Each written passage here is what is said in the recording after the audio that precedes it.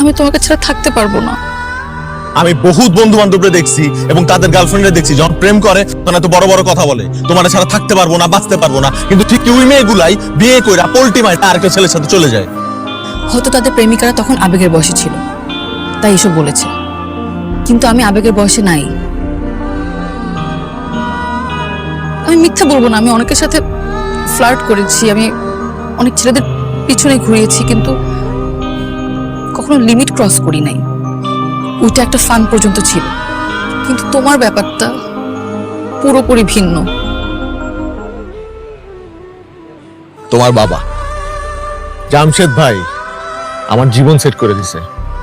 আজকে আমি যে পজিশনটা হোল্ড করি, যে সম্মানটা পাই মানুষের কাছ থেকে, সেটা শুধুমাত্র তোমার বাবার জন্য। আরে তো আমি রাস্তায় রাস্তায় পড়ে থাকতাম, আমার কি আছে জীবনে, কি ছিল জীবনে? এই কারণে আমার বোন সবসময় একটা কথাই বলে যে ভাই যাই করো সেই জামশেদ ভাইরে কোনো কষ্ট দিস না।